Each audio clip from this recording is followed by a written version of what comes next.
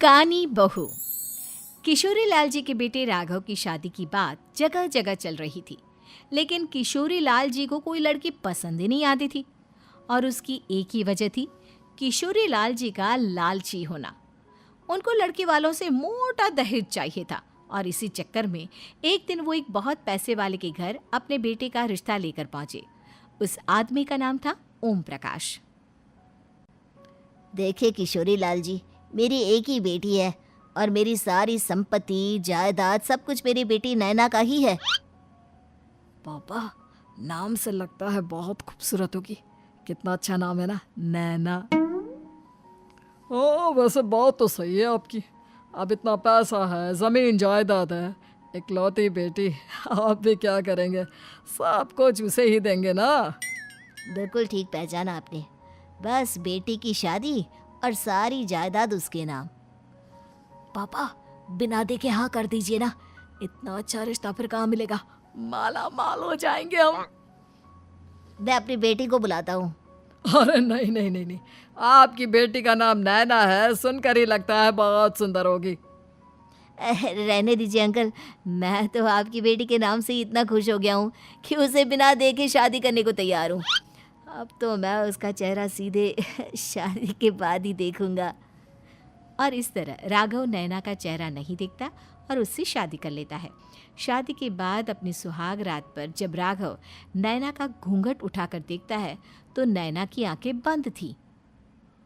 कितनी खूबसूरत हो तुम नैना, जरा अपनी आंखें खोलकर मेरी तरफ देखो तो सही। नहीं, मुझे शर्म आती है। अरे, मैंने तुम्हें शादी से पहले भी नहीं देखा, और अब अगर तुम आंखें खोलकर मुझे देखोगी भी नहीं तो मुझे अच्छा कैसे लगेगा? इससे पहले कि नैना अपनी आंखें खोलकर राघव की तरफ देखती, अचानक से लाइट चली गई और राघव नैना को पूरी तरह से देख भी नहीं पाया। अगली सुबह नैना राघव के लिए नाश्ता बनाकर लेकर आई। अरे ये क्या, आधा पराठा सेका हुआ है और आधा बिल्कुल कच्चा। ये तुमने क्या किया नैना? बहू, तुमने क्या आधा पराठा तवे से नीचे लटका कर रखा था, जो आधा सेका है और आधा कच्चा? मुझे जितना दिखेगा उतना ही तो सीखूंगी ना पापा जी। जहाँ जहाँ मुझे नजर आ रहा था वहाँ मैंने सीख लिया, जहाँ जहाँ नहीं दिखा वहाँ कच्चा रह गया होगा। इसका क्या मतलब है? ये कैसा मजाक कर रही है तुम? अरे बहू, तुमने इतना लंबा घूंघट क्यों लगाया हुआ है? देखो, हमारे घर में बहुओं को बेटी की तरह रखा जाता है, और फिर तुम तो इतना सारा माल लेकर आई हो। देखो, ये घूंघट डालकर रखने की कोई ज़रूरत नहीं है।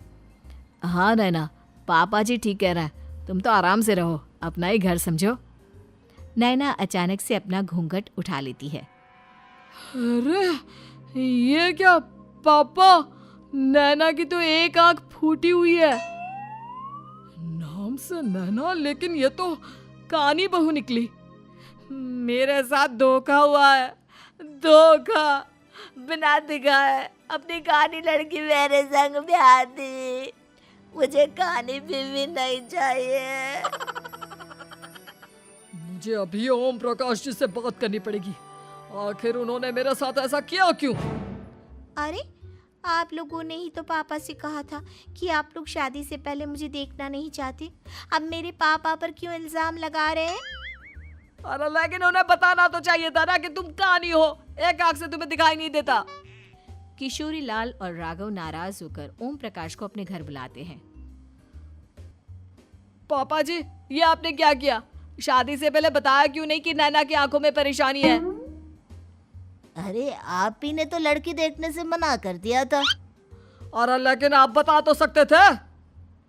आपको तो हमारी बेटी की प्रॉपर्टी चाहिए थी, वो भी पूरी की पूरी। अब क्या हुआ अगर उसे आधा दिखाई देता है? प्रॉपर्टी तो आपको पूरी मिल गई ना। अरे ये क्या बात हुई? मेरी शादी प्रॉपर्टी से नहीं, आपकी बेटी से हुई है। अब ये तो पहले सोचना चाहिए था, तब तो मेरी प्रॉपर्टी देखकर तुम्हारी जुबान लप लपा रही थी। लेकिन मैं कानी लड़की को अपनी बीवी बनाकर नहीं रख सकता। पापा, कुछ करिए ना आप। हाँ, करता हूँ। देखिए ओम प्रकाश जी, आप हमारे साथ ऐसा नहीं कर सकते।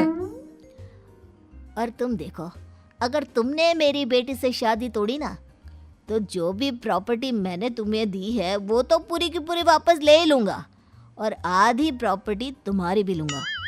अरे मेरी आधी प्रॉपर्टी भला क्यों लेंगे आप? इसलिए क्योंकि मेरी बेटी को आधा नज़र आता है और उसकी नज़र अभी तक तुम्हारी आधी जायदाद पर ही पड़ी है।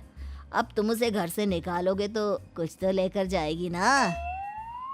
और अगर हम आपकी बेटी को अपने घर की बहू बना कर रखे तो? तो तुम्हारी पूरी प्रॉपर्टी तुम्हारी ही रहेगी, और जो मैंने तुम्हें दिया है ना, उसमें से बस मैं आधा लेकर जाऊंगा। अरे लेकिन अब आप अपनी दी हुई प्रॉपर्टी में से आधी वापस क्यों लेकर जाएंगे? अगर मैं आपकी बेटी को अपनी पत्नी बनाकर रखने को तैयार हूं तो? इसलिए ताकि भविष्य में अगर तुम मेरी बेटी को धोखा दो तो उसके पास कुछ तो रहे जो पति का हो। वैसे मेरे पास तो बहुत कुछ है, लेकिन अपने पति की कोई निशानी तो उसके पास होनी चाहिए ना। अब अगर तुमने मेरी बेटी को कानी कहा तो तुम्हें प्रॉपर्टी भी कानी ही मिलेगी, पूरी नहीं। जमाए राजा। किशोरी लाल और राघव समझ चुके थे कि वो बुरी तरह फंस चुके हैं और अब उनके पास वहां से निकलने का कोई चारा नहीं है। अब समझ में आया ना, लालच बुरी बला होती है।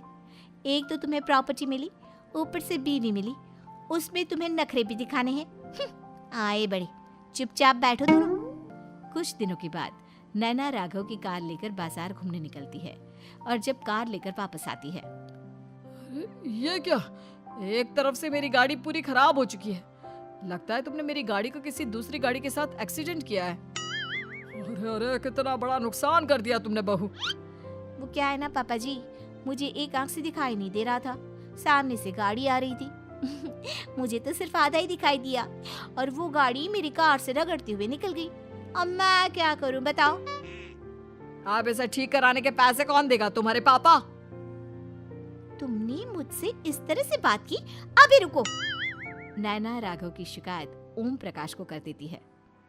देखो राघव, अब जो मेरी आधी प्रॉपर्टी तुम्हारे पास थी ना, उसमें से आधी और मैं लेकर जाऊंगा, क्योंकि तुमने मेरी बेटी को डांटा।